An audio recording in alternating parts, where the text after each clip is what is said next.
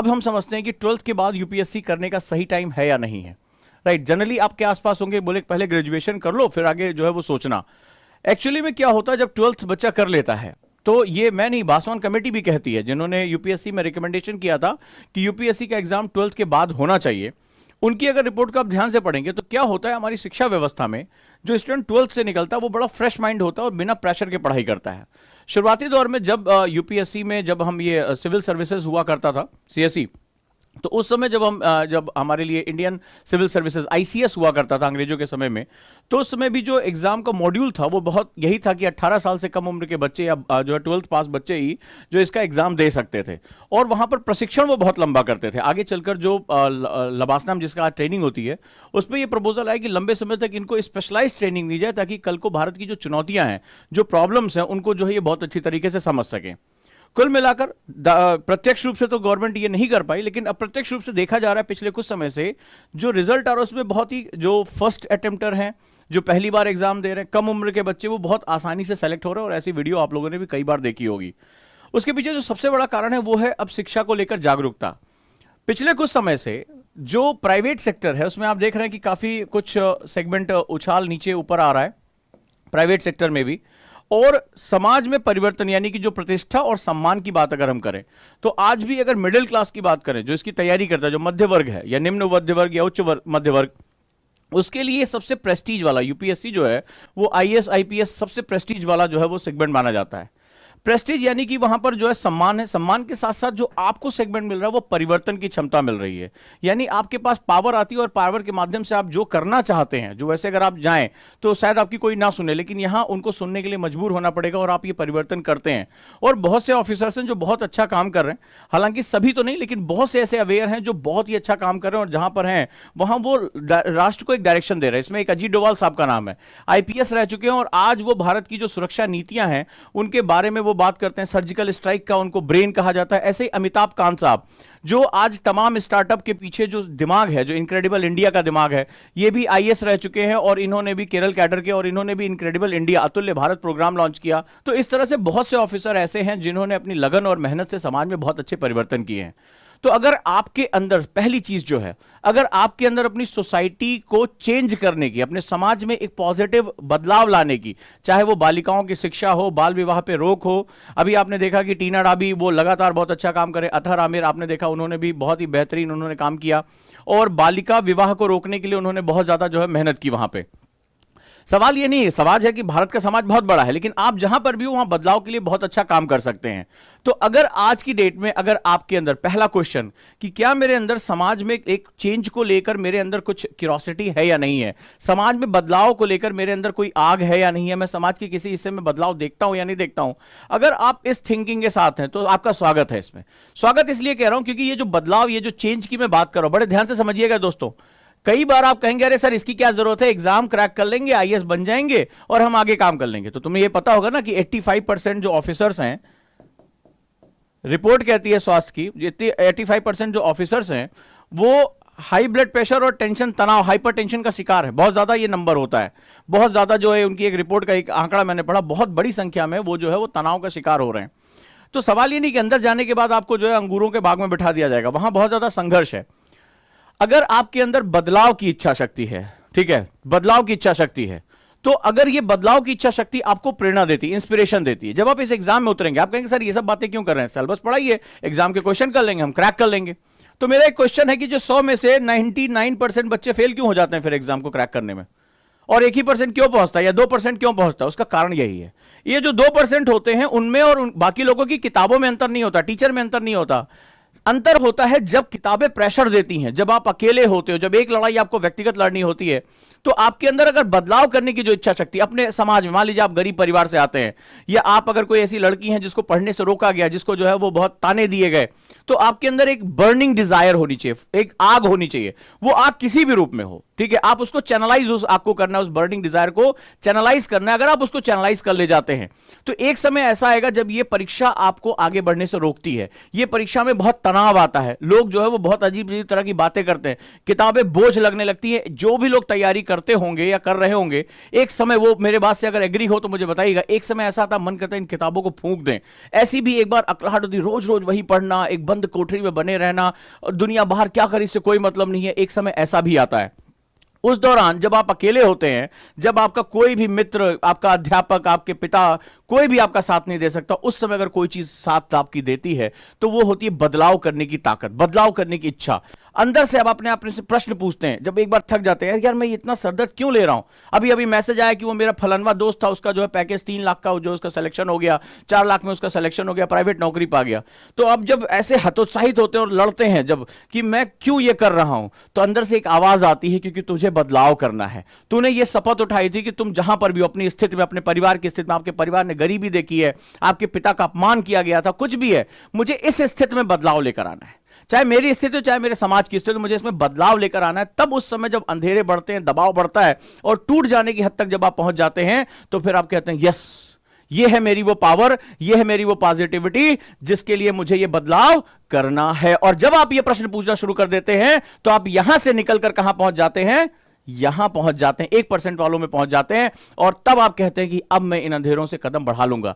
Actually में ये point सबसे ज्यादा लोग मिस करते हैं और सोचते हैं अरे आईएएस है, वो नीली बत्ती गाड़ी, लाल बत्ती गाड़ी, वो पावर, वो आगे लिखा होगा कलेक्टर, लोग डीपी पे लगाते हैं और उसी से फैसिनेट हो जाते हैं और अपने अंदर वो क्वेश्चन नहीं पूछते कि मैं आईएएस क्यों बनना चाहता हूं, मैं आईपीएस क्यों बनना चाहता हूं, मैं सिविल सेवा क्यों ज्वाइन करना चाहता हूं, जबकि इससे ज्यादा प्रेस्टीज, इससे ज्यादा पैसा ये है। और ये प्रश्न इंटरव्यू में पूछा जाएगा। मेरे अभी कई स्टूडेंट से पूछा गया कि आप जब इतनी अच्छी, कई आईआईटीएन गए हैं और उन्होंने उनसे पूछा गया कि आप क्यों आईएएस बनना चाहते हैं, इतनी अच्छा पैकेज, इतना अच्छा अपॉर्चुनिटी छोड़कर, तो उन्हें यह बताना पड़ता है कि मुझे बदलाव के लिए मेरे अंदर जो है वो एक जबरदस्त आग है, मेरे पास क्षमता, इसलिए मैं ये बदलाव करना चाहता हूं। और अगर आप ये फर्स्ट क्वेश्चन पूछने में अगर फेल हो गए तो अभी तो मजा आएगा, अरे मैंने वो फलाने एकेडमी में एडमिशन ले लिया, अरे फलाना नई किताब आ रही है, बिल्कुल नए नए ड्रेस की तरह जो होता है, नई नई किताबें आएंगी। लेकिन कुछ समय बाद जैसे प्रेशर बढ़ना शुरू होगा, तनाव आना शुरू होगा, थकान आनी शुरू होगी, आप टूटकर बिखर जाओगे, टूटकर बिखर जाओगे। तो यहां पर जो पहला का सेगमेंट है, अगर आप अभी 12th पास कर चुके हैं और आपके अंदर वो फायर है, वो डिजायर है,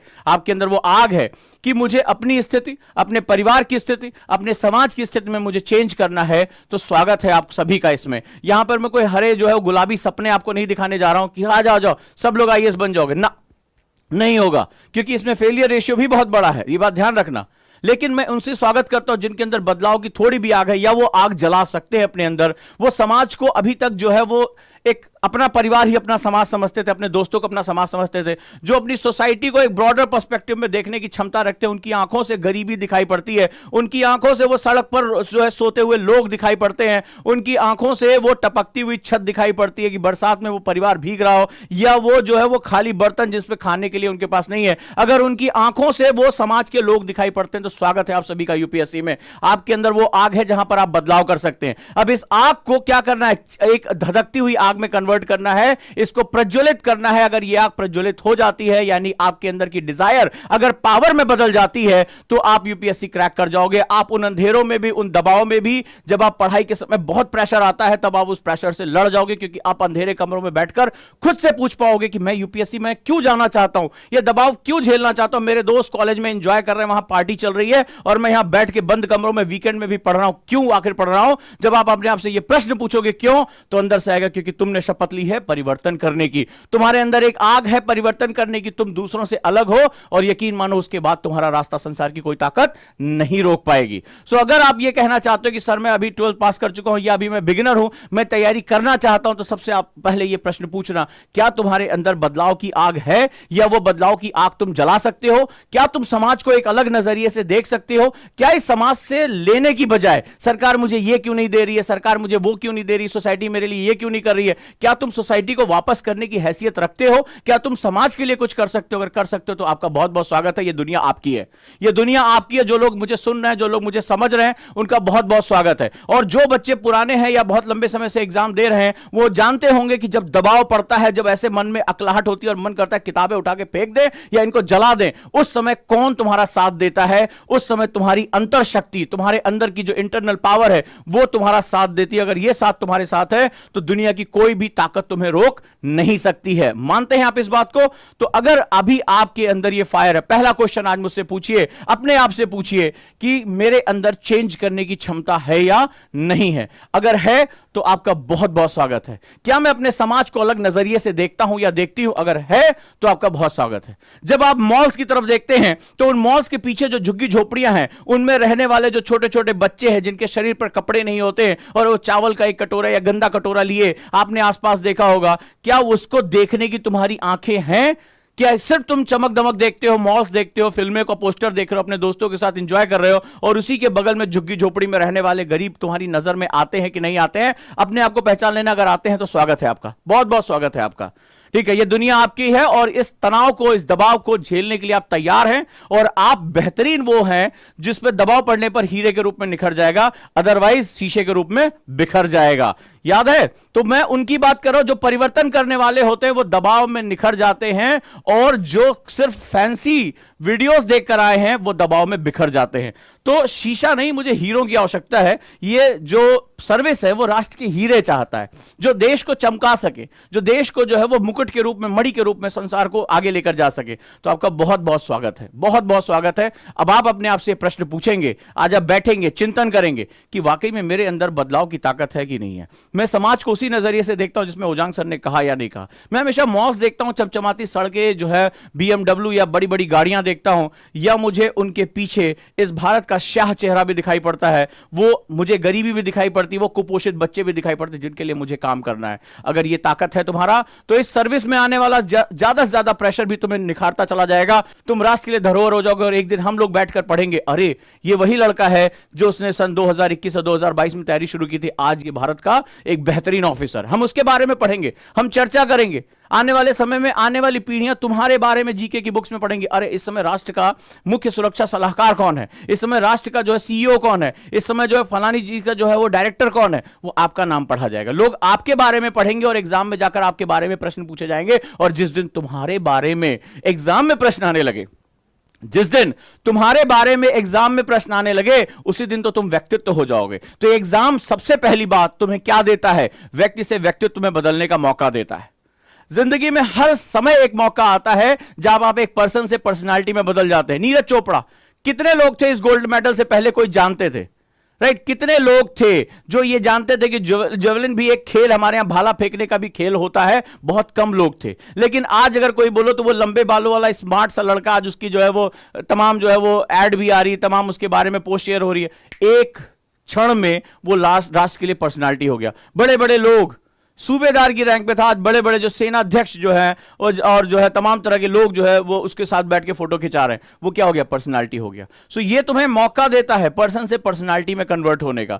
लेकिन हर कोई पर्सनालिटी में कन्वर्ट नहीं, क्योंकि पर्सनालिटीज दबाव झेलती हैं। तो पहले क्वेश्चन पूछो कि इस UPSC में जाने से पहले मेरे अंदर वो ताकत है कि नहीं, मैं दबाव झेल सकता हूं या झेल सकती हूं। ठीक है, वो दबाव याद रखना तुम्हारे आसपास के लोग सबसे ज्यादा तुम्हारे ऊपर डालेंगे।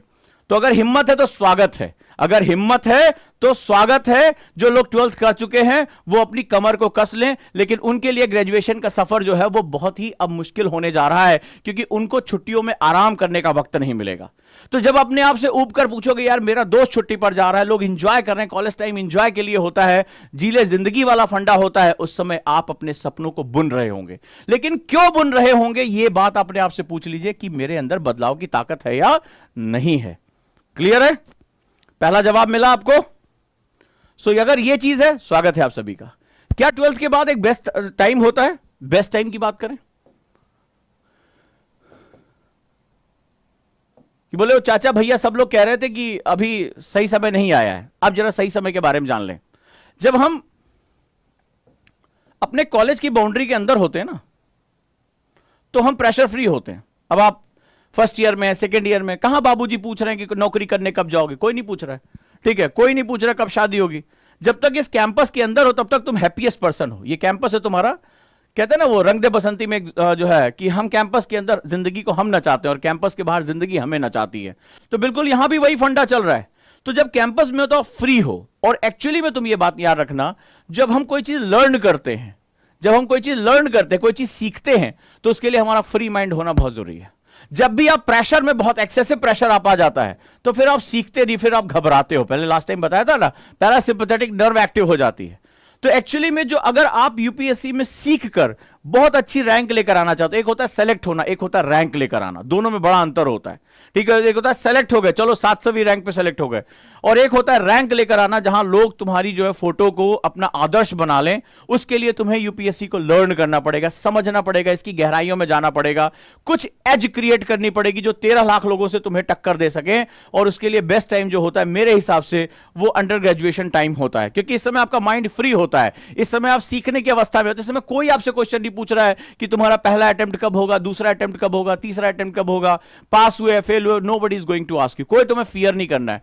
तो इस समय तुम फियरलेस होकर, तुम मौज से इसको सीख सकते हो। So this is the best time of learning. अगर जहां तक मैं सोचता हूं, जहां तक बासवान सर सोचते हैं, जो भी लोग हैं, जो साइकोलॉजिस्ट है, सोचते हैं कि अगर आपको कोई चीज सीखनी है तो आपका दिमाग फ्री और खुश होना चाहिए। यह संसार का आदत से नहीं, प्राचीन समय से ही दर्शन का यह बेसिक सिद्धांत रहा। आप इसको पढ़ सकते हैं, समझ सकते हैं।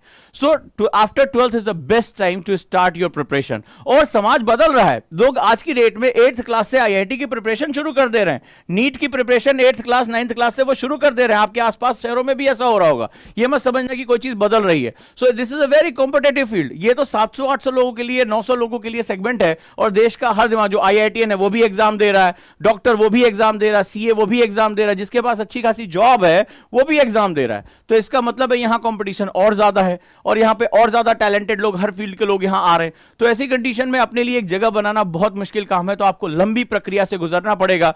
लगभग जो लोग कहते हैं ना 1 साल में आईएएस बन जाता है, ना, उसके पीछे एक लंबी कहानी होती है, एक लंबी मेहनत होती है, लंबा पसीना होता है, तब जाकर वो एक दिन आता है जिस दिन आप इतिहास लिखते हैं।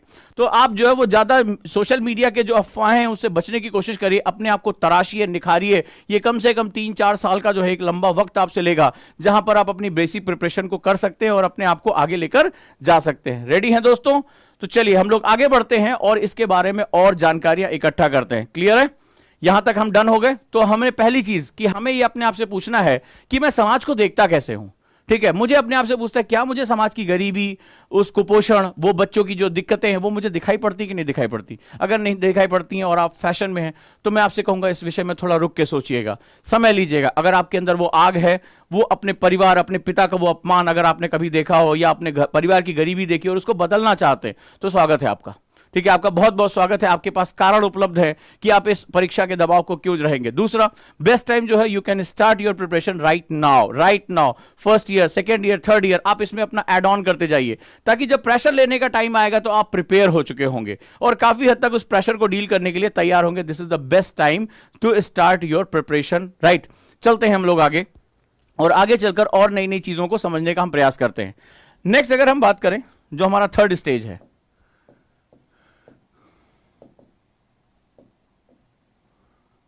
व्हेन टू स्टार्ट, हमने बात कर ली। व्हेन टू स्टार्ट, कब हमें स्टार्ट करना है। व्हाई टू स्टार्ट, हमने इसके बारे में बात कर लिया, हम क्यों स्टार्ट करना चाहते हैं। ठीक है, हाउ टू स्टार्ट, अब हम बात करेंगे हम कैसे शुरू करें। हमारे पास 2 सेगमेंट्स हैं। हम बिल्कुल बेसिक से फर्स्ट ईयर में आने के साथ साथ, जैसे आप ग्रेजुएशन फर्स्ट ईयर में आते हैं, आज मेरे कॉन्सेप्टर बैच में बहुत से ऐसे स्टूडेंट हैं जो अभी 12th उन्होंने जब नहीं भी की थी, रिजल्ट दिया था, तब से उन्होंने ज्वाइन कर लिया, और वो अभी बहुत ही ज्यादा कॉन्फिडेंट है, बहुत अच्छा काम कर रहे हैं। So now this is the best time to start your preparation, because जैसे जैसे समय गुजरता जाता है, धीरे धीरे आप अपने लक्ष्य को भूलते चले जाते हैं, क्योंकि इस उम्र में जोश भी बहुत होता है लेकिन होश उतना ही कम होता है। नई नई चीजें, ऑप्शन आते हैं, कुछ नया नया चीजें ट्राई करते रहते हैं, हमारा कीमती समय हमारे हाथ से निकल जाता है। कुछ भी आप करिए, मैं कह रहा हूं कि आपको प्राइवेट सेक्टर में जाना है, गूगल में जाना है, माइक्रोसॉफ्ट में जाना है, जो भी करना है, यही सबसे बेस्ट टाइम है अपने आप को प्रिपेयर करने का। मैं यूपीएससी को डील करता हूं, तो मैं यूपीएससी के बारे में आपसे बात करूंगा। सो हाउ टू स्टार्ट में अगर हम बात करें, तो सबसे पहले आप अपना एक रोड मैप बनाइए। ठीक है, रोड मैप ऑफ 3 इयर्स, यानी 3 साल का एक सेगमेंट आप ड्रॉ करिए कि मुझे हर साल किस स्टेज पर पहुंचना है। ठीक है, हर साल मुझे क्या चीजें करनी, ये चीज तुम्हें भटकने से रोकेगी। क्योंकि कॉलेज में क्या होता है, मस्ती भी बहुत होती है, पूरा फ्रीडम चल रहा है, वैसे भी लॉकडाउन है, कोई प्रेशर नहीं है, घर में लोग बैठे हुए हैं, गेम्स चल रहे हैं, अपना सब कुछ काम चल रहा है। तो वहां पर आपको रोड मैप बनाना बहुत ही इंपॉर्टेंट है। और रोड मैप में आप बेसिकली जो है वो आप एक एक ईयर, 1 ईयर, 2 ईयर और 3 ईयर का आप बेसिक रोड मैप प्रिपेयर करेंगे कि मेरा 3 साल का रोड मैप या 2 साल का रोड मैप मेरा कैसे प्रिपेयर होना चाहिए। और रोड मैप में हम स्टेज वाइज जाएंगे, राइट, स्टेज वाइज हम स्टेज वाइज प्रिपेयर करेंगे कि हम किस चरण में क्या सेगमेंट करेंगे। नंबर 1 अगर हम बात करें कि हम बेसिक, अगर हम बात करें, सबसे पहले हम बेसिक्स पे चलते हैं। तो सबसे पहले यह समझना जरूरी है कि यूपीएससी की बेसिक रिक्वायरमेंट क्या है, राइट, बेसिक रिक्वायरमेंट क्या है। फॉर एग्जाम्पल, क्या मुझे अपने सब्जेक्ट्स, जो भी मुझे सब्जेक्ट्स चुनने हैं, मुझे जो मेरा जीएस है, क्या मुझे उसके बारे में एक वृहद सेगमेंट है। अब जरा ध्यान से देखो, बेसिक रिक्वायरमेंट कहता है एज अ कंट्री इंडिया को आप समझने की कोशिश करो। और जब मैं इंडिया की बात करता हूं, भारत की बात करता हूं, तो मैंने पहले भी कहा था कि भारत एक ऐतिहासिक यूनिट है, एक हिस्टोरिकल यूनिट है। तो आप इस नजरिए से देखना, ये मत सोचो अरे सर वो जीएस पढ़ना है, बच्चे आते बोले सर जीएस कब तक पूरा करा देंगे। मामला ही तुम्हारा गलत चल रहा है, तुमने अपने बेस को कभी बनाया ही नहीं, क्योंकि तुम बदलाव की स्थिति में हो ही नहीं। वो हमें समझ में आ जाता है कि ये स्टूडेंट जो है वो बेसिक्स भी नहीं जानता कि यूपीएससी का बेसिक्स क्या है। इंडिया एक हिस्टोरिकल यूनिट है, इंडिया एक ज्योग्राफिकल यूनिट है, एक भौगोलिक जो है तंत्र है, एक इकोनॉमिक यूनिट है, एक सोशल यूनिट है, एक जिसे हम लोग कहते हैं एक पॉलिटिकल यूनिट है। भारत विविधता का देश है, अलग अलग लोग हैं, अलग तरह का भूगोल है, अर्थव्यवस्था है, समाज यहां का अलग है, यहां की राजनीतिक तंत्र अलग है, कई जगहों पे हमें बहुत विविधता दिखाई पड़ती है।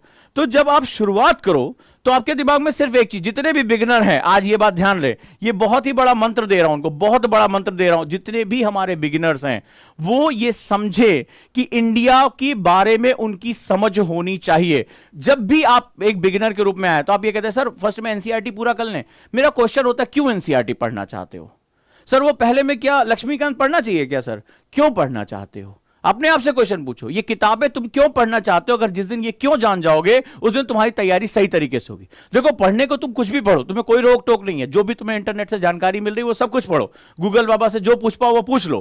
पर सवाल है यहां मैं बात क्यों कर रहा हूं, यहां मैं बात कर रहा हूं तो आप तैयारी सही तरीके से करो। कहते हैं ना कि पहला कदम अगर गलत बन जाता है तो आप मंजिल तक कभी नहीं पहुंच पाते, बहुत दूर चले जाते हो। तो पहला स्टेप आपका गलत नहीं होना चाहिए, इसके लिए मैं यहां पर इतनी मेहनत कर रहा हूं, इतना प्रयास कर रहा हूं ताकि आप जो है वो आगे सफल इसमें होते चले जाओ।